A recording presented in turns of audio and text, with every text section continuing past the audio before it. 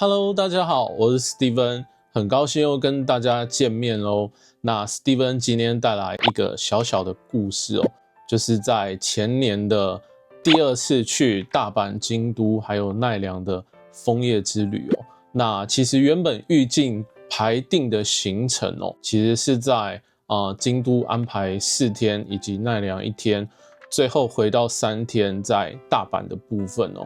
那其实从来没有想到，在回大阪就是所谓的购物行程的时候，会去再额外安排了其他的一个比较遥远的一个景点的一个拍摄行程哦。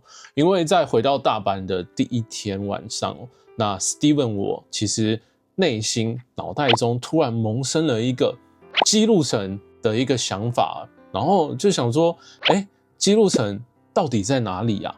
然后我就想了一下，好像是在姬路市。对，那再来我 Steven 就在上网查了一下姬路城的一个资料，那发现它是在兵库县。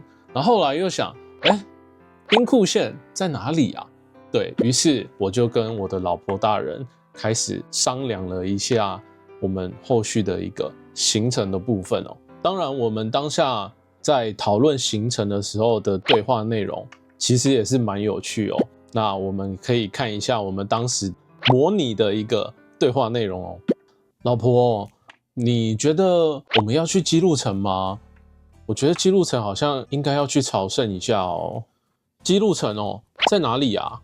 就是在姬路市啊，好像是在兵库县哦。兵库县什么时候要去啊？就明天早上啊。然后老婆，我跟你说，我觉得姬路城大概是去日本必去的一个地方哦。我想说，不要让我的人生留下遗憾，我觉得姬路城真的要去啊。人生不要留下遗憾，那你应该还有蛮多遗憾的吧？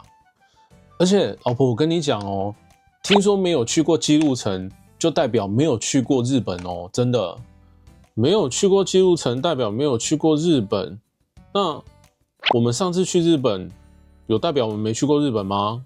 而且老婆，我跟你讲哦，如果我们这一次没有去到姬路城，那我不知道我们什么时候可以再来日本呢？再有这个机会去姬路城啊？是吗？我们1个半月前不是才刚来大阪这边吗？你确定我们真的没有很常来日本吗？老婆，也不是这么说啦，我想说下次我们要来日本的时间可能是要去东京了，或甚至去富士山、河口湖咯。可是老婆，我们这样去了大概会花掉1天的时间呢，那这样子我们就少了购物行程哦。我们这一次会来大阪，其实就是要补足上次没有在大阪购物的一个行程呢。你觉得这样子真的可以吗？你说逛街哦，你说上次本来要去临空城也没去临空城啊，这一次你说要逛心斋桥道顿崛，那如果真的没逛到，我是也没有很惊讶啦，我也不意外啦。对，那反正男人的嘴骗人的鬼嘛，对不对？那你知道搭车要搭多久吗？搭车好像要搭2个小时哦。那好像中间会经过明石海峡大桥，听说蛮厉害的哦。然后我记得价格好像差不多来回1个人要800块，那1600，可是我觉得好像有一点贵。800块也还好啊，我们高铁单趟就要1500了呢。对啊，我觉得还行吧。明石海峡大桥有很厉害吗？我们可以去看看啊。你要去，那你就去啊。是齁，我也觉得可以去耶。那我们大概几点要出门啊？我觉得可能要早一点去哦。7、8点就可以去吧。到那边大概差不多9点、10点，应该刚刚好哦。你确定吗？你起得来吗？我是可以啦，我大概差不多5点就可以出门了啦。我是不知道你想要几点出门，我是可以啊。那不然我配合你啦。那个 JR 6点才开啦。当然，以上的一些对话内容其实是我跟我老婆大人的一个开玩笑的一个对话内容哦。那当然，其实 Steven 我也是蛮感谢我的老婆大人，可以让我完成心愿，就是不要在日本留下一个旅游的遗憾，可以顺利的前往传说中的姬路城哦。那当然，我们今天聊到基路城的部分哦，那 Steven 我这边也跟大家稍微科普一下基路城的一个小档案哦。那基路城的部分的话，也俗称白鹿城哦。那白鹿城的部分意思就是说，外墙都是偏白色的，那看起来非常的高雅，就跟白鹭鸶一样。第二个，那目前也是日本最具代表性的一个历史建筑物哦，同时也是保存最完整的一个城堡哦。第三个，同时也是日本政府指定的国宝历史古迹以及国家特定的历史遗迹哦。第四个，同时也是日本首批的一个世界文化遗产的部分哦。那第五个，同时也是日本目前现存的100大名城之一哦，同时也是目前12个天守阁里面保存最完整的历史建筑之一哦。再来也是日本3大名城哦。那日本3大名城的部分的话，主要就是有松本城以及熊本城的部分哦。最后的话就是有一个非常漂亮的一个美名哦，就是日本第1名城哦。当然，同时里面的城主的部分的话，也有一个非常响当当的人物哦，丰臣秀吉哦。因此，我们在一些戏剧节目或是电影也都可以看到姬路城在内部的一些取景的部分哦。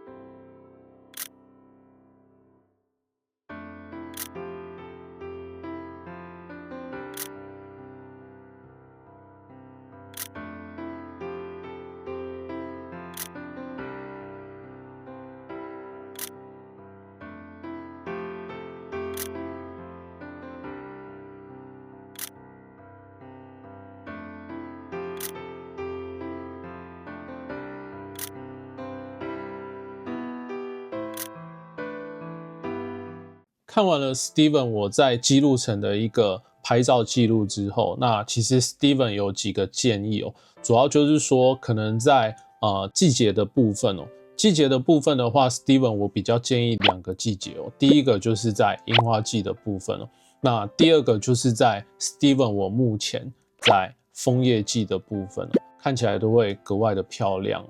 那再来就是在行程安排的时间上面哦，由于来回的车程将近4个小时哦，因此在抓取时间的部分，大概要抓大概6到8个小时的一个旅游行程哦。那最后的话就是在器材或者是说镜头的运用上面哦，那其实在姬路城的内部，从外面一直走到内部的天守阁城堡的部分哦，幅员非常非常的广大哦，那可以拍的一些景点或甚至主题性拍摄的部分都非常的多，不管是拍姬路城的部分，或甚至要拍樱花，或是要拍枫叶的部分哦，或是各种的一个取景哦，其实非常的多样化。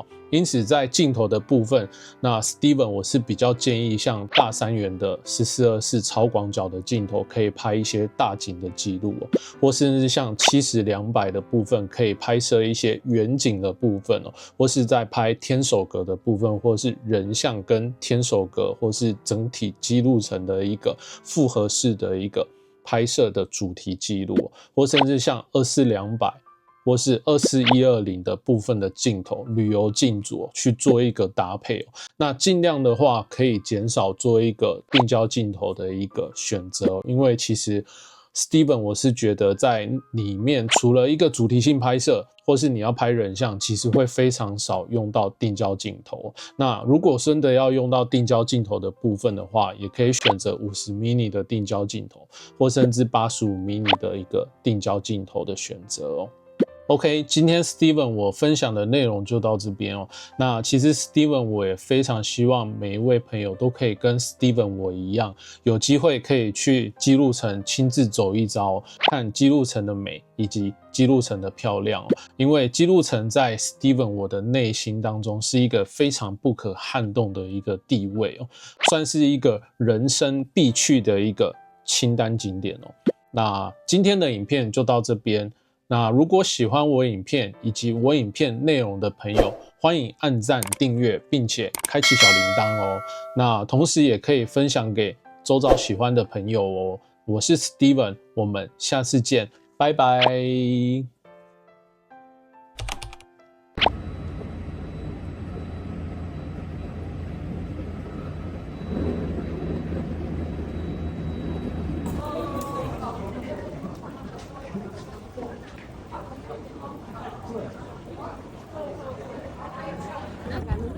手元から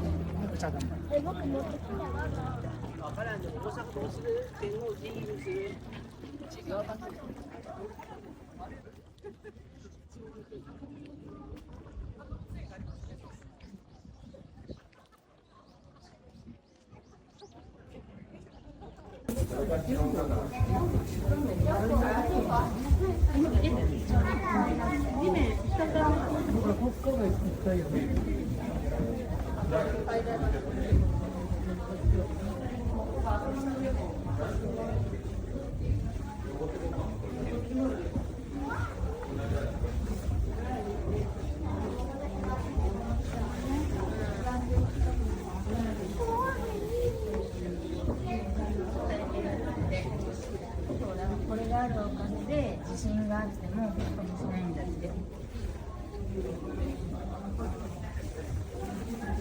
活用されよう。